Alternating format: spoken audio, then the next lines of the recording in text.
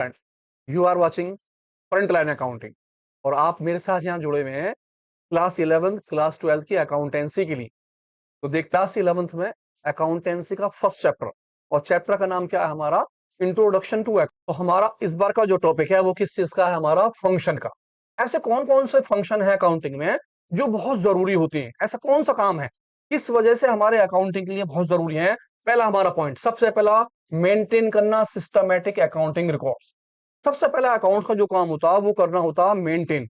आपके पास सारे record proper तरीके से होने चाहिए, यानी कि जितनी भी बुक्स ऑफ अकाउंट्स वहां काम करते हैं वो क्रोनोलॉजिकल ऑर्डर में और डे टू डे होनी चाहिए। यानी वो सारे के सारे पॉइंट, हर बात जो जो आपके कारोबार के उन सबके रिकॉर्ड्स आपके पास होने चाहिए। प्रॉपर तरीके से वो चीज लिखी होनी चाहिए। कभी भी किसी चीज की जरूरत पड़े तो आप तेजी से उससे निकाल सकें। इसका मतलब हुआ कि हमारा मेन फंक्शन होता है मेंटेन करना सिस्टमैटिक, एक सिस्टमैटिक ढंग से रिटन रिकॉर्ड जो होते हैं वो हमारे पास रहने चाहिए, ताकि हम क्या कर सकें, ये पॉसिबल हो सके कि हमारी कोई भी बात या कोई भी मेमोरीज है वो इजीली निकल के आ जाए। देन सबसे नेक्स्ट हमारा जो होता है सेकंड, हमारा सेकंड पॉइंट है preparation of the financial statement. जी हाँ, फाइनल अकाउंट्स बनाना। आपका मेन फंक्शन जो है वो है फाइनेंशियल अकाउंट बनाना। जब आपके पास सारे बुक्स ऑफ अकाउंट होते हैं, सारे के सारे रिकॉर्ड्स होते हैं, तो आपका मेन काम होता है कि आप ये दिखाओ कि आपकी फाइनेंशियल पोजीशन क्या है। अब फाइनेंशियल पोजीशन के लिए आप क्या देखते हो कि आपके अकाउंटिंग पीरियड जो है वो चाहे 1 अप्रैल से स्टार्ट हुआ हो और 31 मार्च तक रहा हो, जिसे हम क्या बोलते हैं? Accounting period. या फिर 1 जनवरी से स्टार्ट हुआ हो और वो कब खत्म हुआ हो? 31 दिसंबर के अंदर। इसे हम क्या बोलते हैं? Calendar year. ये हमारा हो गया अकाउंटिंग ईयर और ये हमारा क्या हो गया? Calendar year. ये सारे के सारे जो अकाउंटिंग होते हैं इन सभी के थ्रू हम क्या निकालते हैं? Income statement.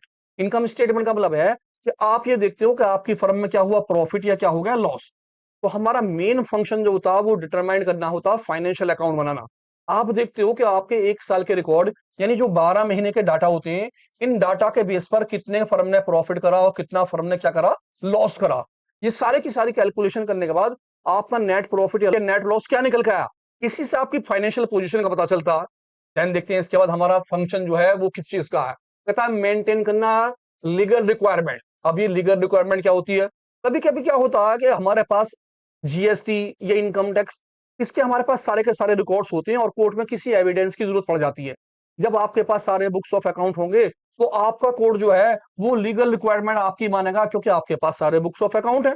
फॉर एग्जाम्पल, आपका 6 महीने के अंदर बहुत सारी परचेज हुई और बहुत सारी सेल हुई, तो हम परचेज और सेल के अंदर क्या होता है? जीएसटी लेते हैं। जब आप कोई सामान परचेज करते हो तो GST means goods and service tax. आप जो भी कोई सामान खरीदते हो उसके ऊपर आपको टैक्स पे करना होता है। तो मैं अगर कोई चीज परचेज करता हूं तो मैं उस चीज के ऊपर जीएसटी पे करता हूँ। गवर्नमेंट कहती है अगर आप उस चीज को सेल कर रहे होते हो तो अपना जीएसटी का पैसा उस आदमी से ले सकते हो। तो मैं उस चीज को अगर किसी आदमी को सेल कर रहा होता हूँ तो जीएसटी के पैसे उससे काट लेता हूँ। अब सपोज कीजिए मेरे दोनों डाटाओं में फर्क आता है, तो मैं किस चीज को ले जा सकता हूँ? अपने बुक्स ऑफ अकाउंट को। तो यानी मेरे बुक्स ऑफ अकाउंट्स वो लीगल रिक्वायरमेंट होते हैं। अगर मेरे सारे डाटा कंप्लीट है तो मेरे बुक्स ऑफ अकाउंट ठीक है। अगर मेरे सारे डाटा अनकंप्लीट है तो मेरे बुक्स ऑफ अकाउंट लीगली नहीं है। यानी कि मेन फंक्शन होता है किस चीज का? मैं करता हूं लीगल रिक्वायरमेंट के लिए, यानी कि मैं सारे रिकॉर्ड्स को अपने लीगल रिक्वायरमेंट के लिए ले सकता हूं।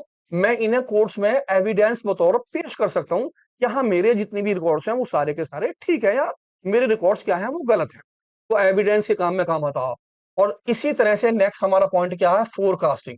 अगर आपके अकाउंट्स के सारे रिकॉर्ड्स, आपके जितने भी डाटा हैं अकाउंटिंग के, वो सारे के सारे डाटा अच्छे हैं, सारे डाटा फेयर हैं, सारे डाटा ट्रूथ हैं, तो आपको मैनेजमेंट में डिसीजन लेने में कोई परेशानी नहीं होती।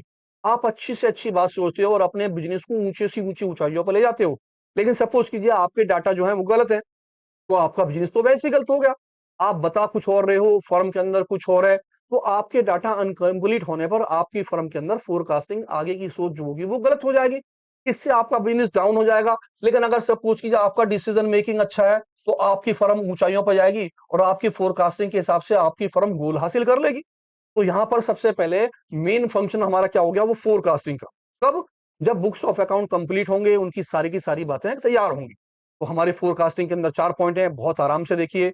मिलते हैं एक नई वीडियो के साथ, जुड़े रहिए फ्रंटलाइन अकाउंटिंग पर।